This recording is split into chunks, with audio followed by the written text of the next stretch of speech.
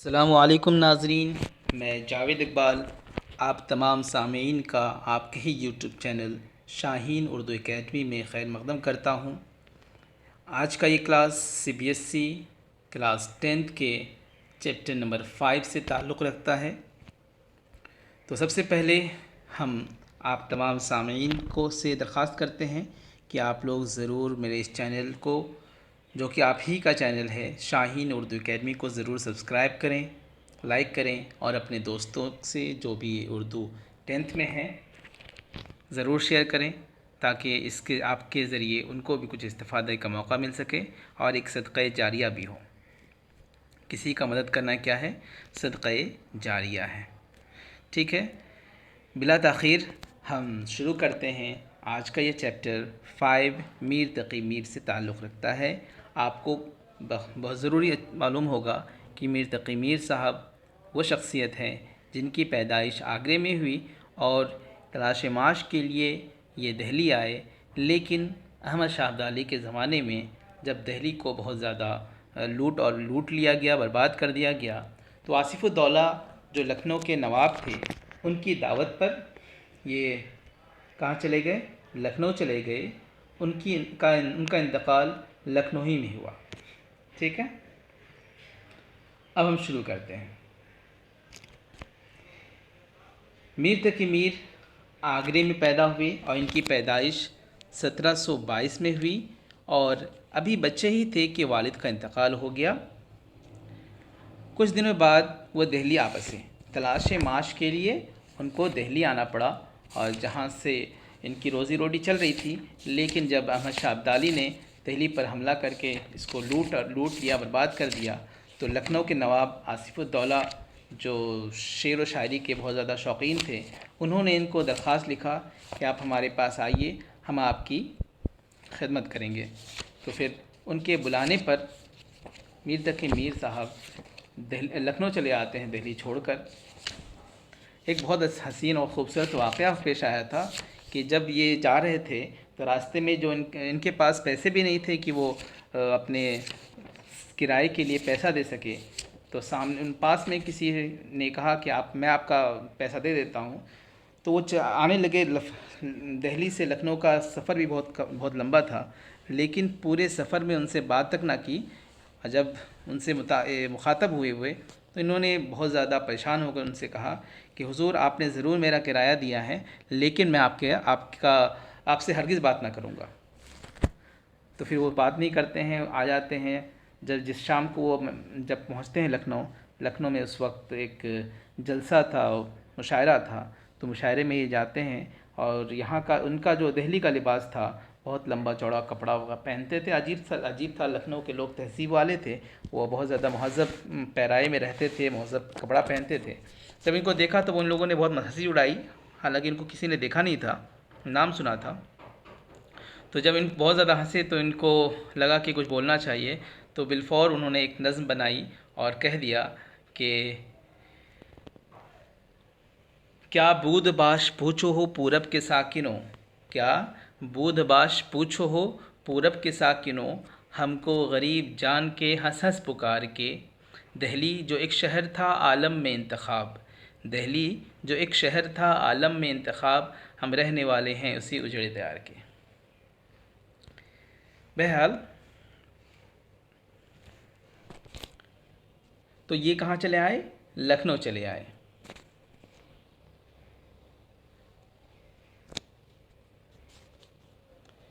दिल्ली की ज़िंदगी में जब इंतशार पैदा होने लगा तो मीर तलाश माश में लखनऊ चले आए। तलाश माश यानी रोज़गार की तलाश में ये कहाँ चले आए?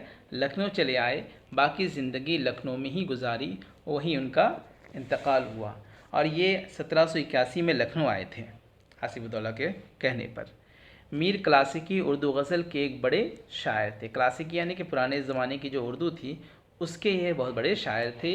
वो उर्दू गज़ल के इमाम समझे जाते हैं। अगर ये क्वेश्चन पूछ लिया आपके एग्ज़ाम में कि उर्दू गज़ल के इमाम किसे कहा जाता है, तो आपको कहना पड़ेगा क्या? मीर तक़ी मीर। मीर तक़ी मीर को खुदाए सुखन भी कहा जाता है। ठीक है। सादा और आम फहम अल्फाज में सोद गुदाज पैदा करने की कैफियत पैदा करने में मीर का कोई सानी नहीं। यानी सादा सिंपल अल्फाज इस्तेमाल करके, हाँ, आम फहम जो हर इंसान समझता हो ऐसे अल्फाज इस्तेमाल करके इंसान के अंदर बेचैनी और वो जो पैदा करना चाहते हैं वो सब पैदा कर देते थे। और इसमें कोई इनका सानी भी नहीं था, उस जैसा कोई दूसरा भी नहीं था। कैफियत, कैफियत से वो कहते हैं हालत के माने। गज़लों के अलावा शायरी के दूसरे असनाफ में भी उन्होंने खूब जौहर दिखाए। गज़ल के अलावा शायरी के दूसरे असनाफ भी होते हैं, जिसमें जैसे गज़ल है तो गज़ल के अलावा कसीदा है, रुबाई है, बहुत सारे अक़साम हैं। हर एक में इन्होंने बहुत ज़्यादा, हालांकि कसीदा भी खूब लिखा इन्होंने। इनकी मसनवी बहार इश्क, शोला इश्क, दरिया इश्क बहुत मशहूर है ना। फ़ारसी में उर्दू शोरा का एक तज़किरा, ज़िक्र से बना है बात करना, एक तज़किरा लिखा नुकातुश्शोरा, और ज़िक्र मीर के उन्वान से अपनी सवाने हयात लिखी। अपनी सवाने हयात किस नाम से लिखी? ज़िक्र मीर के नाम से लिखी। और एक तज़किरा लिखा तो किस नाम से लिखा तज़किरा? तो तज़किरा इन्होंने नुकातुश्शोरा। ये नुकातुश्शोरा। और एक चीज़ जान लीजिए, उर्दू दुनिया में तज़किरा सबसे पहले किसी ने तज़किरा लिखा था तो मीर तकी मीर साहब ने ही लिखा था। इससे पहले किसी ने कोई तज़किरा नहीं लिखा था। तो सबसे पहले तज़किरा किसने लिखा था? मीर तकी मीर ने। और ज़िक्र मीर क्या है? उनका ऑटोबायोग्राफी जिसको हम लोग कहते हैं। उन्हें खुदाए सुखन के लफ्ज़ से याद किया जाता है। ये क्वेश्चन बन सकता है आपका। यहाँ पर एक है उर्दू गज़ल के इमाम और खुदाए सुखन। आपका एग्ज़ाम में पूछा जा सकता है कि खुदाए सुखन किसे कहते हैं। अब हम आते हैं गज़ल। अब गज़ल भी एक टॉपिक है आपके एग्ज़ाम में, गज़ल से के मुतालिक भी पूछा जाता है। एक सवाल रहता है क्लास 10th तो ऑब्जेक्टिव में गज़ल के माना क्या है आपको जानना चाहिए। गज़ल कहते हैं किसे हैं? गज़ल कहते हैं वो शेर जिसमें कि औरतों की तारीफ़ की जाए। और गज़ल कौन सी लफ्ज़ है? हम बस एक सरसरी नज़र हम देख लेते हैं। गज़ल अरबी लफ्ज़ है। कौन सी लफ्ज़ है? अरबी लफ्ज़ है, ठीक है। और गज़ल का पहला जो शेर होता है वो कहा जाता है मतला। क्या कहते हैं? गज़ल के पहले शेर को मतला कहते हैं। और गज़ल के पहले शेर के लिए काफ़िया और रदीफ़ का होना ज़रूरी है। जैसे हुबाब, सराब, ये क्या है? काफ़िया। काफ़िया किसे कहते हैं? हम आवाज़ अल्फाज जो बोलने में एक जैसा लगे लेकिन माना मुख्तलिफ हो। जैसे हुबाब का माना अलग है, सराब का माना अलग है, बोलने में एक जैसा है, माना सबका अलग अलग है। तो इसको हम क्या बोलेंगे? काफ़िया बोलेंगे। तो गज़ल के पहला शेर कौन सा है? ये देखिए, CBSE के जितने भी लड़के हैं आप लोग सभी को बहुत ज़रूरी इस चीज़ को देख लेना आपको कि गज़ल का पहला शेर क्या होता है? मतला होता है। शर्त क्या है? काफ़िया और रदीफ़ का पाबंद हो। तो काफ़िया कौन कौन सा हो गया? ये और ये हो गया क्या? काफ़िया, ठीक है। और ये हो गया रदीफ़, ये और ये रदीफ़। ये वाला बहुत इम्पोर्टेंट मैंने बना दिया आपके लिए, बहुत अच्छे से आपको समझ में आ गया होगा। अब हम शुरू करते हैं। हस्ती अपनी हुबाब की सी है, ये नुमाइश शराब की सी है। तो शायर यहाँ कहना चाहते हैं कि इंसान, यहाँ पर क्या बताना चाहते हैं? इंसान की ज़िंदगी की हकीकत क्या है, हाँ, और इस दुनिया की क्या हकीकत है। तो हस्ती अपनी, इंसान की ज़िंदगी, मेरी ज़िंदगी क्या है? एक बुलबुले की जैसे। हुबाब के माने क्या होता है? बुलबुला। तो हमारी ज़िंदगी की हैसियत क्या है? एक बुलबुले की जैसी है। और ये नुमाइश शराब की सी है। छोटी सी से शराब के माने होता है क्या? धोखा। तो और ये नुमाइश माने सजावट। नुमाइश के माने क्या होता है? सजावट। सजावट किसके लिए होती है? तो दुनिया। तो कहते हैं कि ये जो दुनिया है क्या है? एक धोखा है। हमारी ज़िंदगी कैसी है? तो एक बुलबुले की जैसी है। और इस दुनिया की हकीकत क्या है? तो क्या है? एक धोखा है। नंबर दूसरे में चलते हैं हम लोग। नाज की उसकी लबकी क्या कही है? पंखड़ी एक गुलाब की सी है।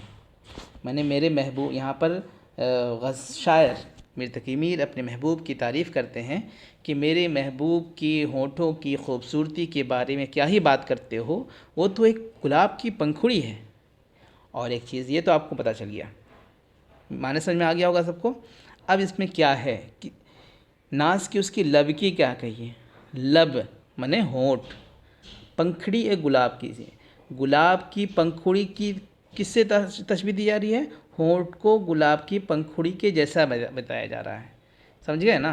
होंठ को कैसा बताया जा रहा है, गुलाब के पंखुड़ी के जैसा बताया जा रहा है। तो इसको क्या कहते हैं, इस चीज़ को तशबीह कहते हैं, तशबीह कहते हैं। मान लीजिए आ जाए एग्ज़ाम में तो इसको कहते हैं तशबीह। बार बार उसके दर पे जाता हूँ, हालत अब इज़्तिराब की सी है, मैं अपने महबूब के दर पर, घर पर बार बार जाता हूँ, किस हालत में, इज़्तिराब, बेचैनी, मेरे महबूब की याद में मैं बेचैन हूँ और मैं इस हालत में बार बार अपने महबूब के घर दर पर चला जाता हूँ। आगे देखते हैं, मैं जो बोला कहा की आवाज़ उसी खाना ख़राब की सी है। जब मैं अपने महबूब के घर पहुँचता हूँ और वहाँ जब बोलता हूँ तो मेरी महबूबा क्या बोलती है, उसी खाना ख़राब की सी है। ये आवाज़, मेरी आवाज़ को पहचान के मेरी महबूबा क्या बोलती है कि वही आशिक है मेरा, तो उसी खाना ख़राब की सी आवाज़ है, यानी कि मेरे आवाज़ को पहचान के मेरी महबूबा जवाब देती है, मीर उन नीम बाज़ आँखों में। मुझे नहीं लगता इसमें कुछ वर्ड है जो आपको नहीं समझ में आया हो। खाना ख़राब कहते हैं जिसका घर बर्बाद हो गया हो, तो एक तरह से आशिक तो बर्बाद ही होता है, तो इस लाइन में किसी को जाना भी नहीं चाहिए। तो यहाँ कहते हैं उसी खाना ख़राब की सी है, यानी वही बर्बाद है मेरे इश्क में। तो वही बर्बाद मतलब मुराद क्या है, आशिक। मुराद कौन है, मीर तकी मीर, राइटर, मुसन्निफ़, शायर। मीर उन नीम बाज़ आँखों में, उन किसका, महबूब के, महबूब के बारे में बोल रहे हैं। महबूब मेरे महबूब की अधखुलियाँ, नीम बाज़ कहते हैं, नीम बाज़ आँख में आधी खुली आँख। तो जो शराबी लोग होते हैं ना पूरा देख नहीं पाते हैं, ऐसा आँख आधी खुली होती है फिर देखते हैं अजीब सा। तो वो क्यों ऐसा देखते हैं, वो मस्ती में रहते हैं, नशे में रहते हैं, इस वजह से उनकी आंखें क्या होती हैं, अधखुली सी होती है। तो ये कहते हैं मेरे महबूब की उन आधी खुली आँखों में सारी मस्ती शराब की सी है, यानी कि जिस तरह से एक शराबी शराब के नशे में आंखें उसकी क्या होती है, अधखुली सी होती है, उसी तरह मेरे महबूब की आँखों में नशा है जिसकी वजह से वो क्या है, आधी खुली आँखें उनकी हैं। यानी अपने महबूब की आँखों की तारीफ़ कर रहे हैं, अंदाज़ निराला है, अलग सा है, लेकिन तारीफ़ महबूब की आँखों की हो रही है। ठीक है, ये आपने समझ लिया गज़ल से मुतालिक। अगर आपको फिर भी अगर इसमें कोई परेशानी, कोई दिक्कत होती है तो आप लोग कमेंट बॉक्स में ज़रूर इसके बारे में लिखें, इंशाअल्लाह मैं कोशिश करूँगा कि उसको सॉल्व कर दूँ। हाँ, मैंने ये जो गज़ल का आखिरी शेर है उसको क्या कहते हैं, मक्ता। क्या कहते हैं, मक्ता। मक्ता किसे कहते हैं अगर पूछ ले एग्ज़ाम में तो कहेंगे गज़ल का आखिरी शेर जिसमें शायर अपना तखल्लुस बयान करता है। समझ आई बात, बहुत सही।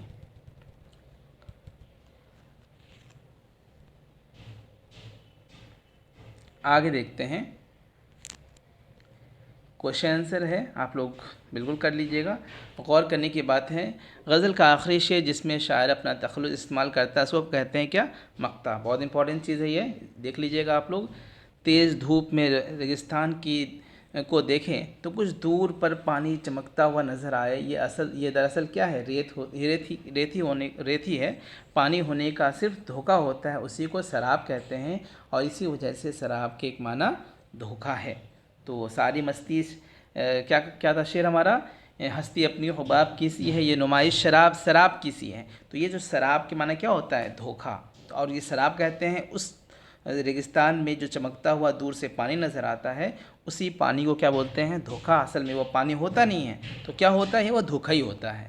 गज़ल के दूसरे शेर में होठों को गुलाब की पंखुड़ी जैसा बताया गया है, उसे क्या कहते हैं, तशबीह। ये भी इम्पॉर्टेंट चीज़ है आपके जानने के लिए। और आपको पता है क्या इस बार आपके पैटर्न में क्वेश्चन आंसर नहीं है, फिर भी अब हो सकता है आपको अगर लेवल अगर बढ़ाना उसको हुआ तो क्वेश्चन को ही आपको दे करके उसका ऑब्जेक्टिव आपको दे दिया जाएगा। तो इंसानी ज़िंदगी की हकीकत क्या है, तो वहाँ आपको इंसानी ज़िंदगी की हकीकत क्या है, तो बुलबुला लिख देगा, शराब लिख देगा, नुमाइश लिख देगा, कुछ भी गलत से लिख देगा, तो आपको क्या लिखना है, हुबाब किसी है। बेचैनी के आलम में शायर पर क्या बीत रही है, यानी बेचैनी के आलम में बार बार उसके दर पे जाता हूँ, हालत अब इस तरह किसी है। और एक बात, शेर भी याद होना बहुत ज़रूरी है। आप तमाम तलबा से दरख्वास्त है कि आप लोग ज़रूर ज़रूर ये इस गज़ल को याद कर लेंगे, ठीक है। बेचैनी के आलम में शायर क्या करता है, तो बार बार उसके अपने महबूब के घर जाता है। शेर में खाना ख़राब से किसे कहा जाता, क्या कहा गया है, तो खाना ख़राब किसे कहा गया है, आशिक को, यानी कि मुसन्निफ़ को मीर मीर अपने आप को कहता है, ठीक है। ये आपका हुआ। तो लास्ट में फिर से आपसे दरख्वास्त है कि ज़रूर मेरे इस चैनल को सब्सक्राइब करें और अपने दोस्तों में शेयर करें और कमेंट करें और बेल आइकन को दबा दें, ताकि इस तरह की जो मेरी वीडियोज़ हैं मैं ज़्यादा मोटिवेट हूँ और आपके लिए ज़्यादा से ज़्यादा बना सकूँ। अस्सलाम।